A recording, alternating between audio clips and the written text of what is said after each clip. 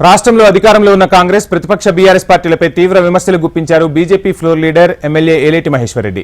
ఖమ్మం జిల్లా సత్తుపల్లిలో బీజేపీ విజయ సంకల్ప యాత్రలో పాల్గొన్న మహేశ్వర్ రెడ్డి కాంగ్రెస్ పార్టీ 412 హామీలు ఇచ్చి అధికారంలోకి వచ్చిన తర్వాత ప్రజలను మోసం చేస్తోందని ఆరోపించారు.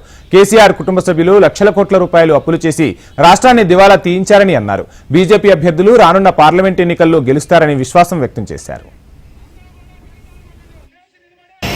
ఈ రాష్ట్రాన్ని దోచుకొని కొన్ని లక్షల కోట్ల రూపాయల అప్పులు చేసి రాష్ట్రాన్ని దివాలా తీసినటువంటి కల్వకుంట్ల చంద్రశేఖరరావు గారి కుటుంబం.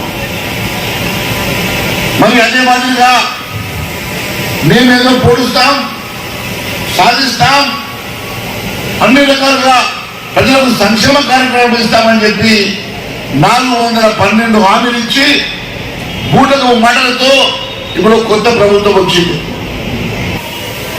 ఉద్యోగాలు ఇస్తాం, ఉపాధి ఇస్తాం, నిరుద్యోగ వృద్ధి ఇస్తామని చెప్పారు.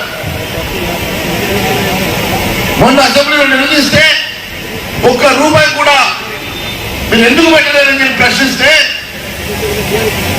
మీ జిల్లా మంత్రి, దళిత నాయకులు, ఉప ముఖ్యమంత్రి అయినటువంటి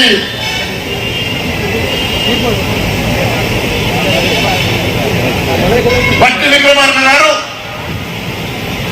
మీరు అసలు మా ప్రభుత్వం ఎక్కడ హామీ ఇవ్వలేదు, నిరుద్యోగ వృద్ధి సంగతి ఎక్కడ మాట్లాడలేదు అని చెప్పి అసెంబ్లీ సాక్షిగా పచ్చి అబద్ధాలు చెప్తా ఉన్నాడు.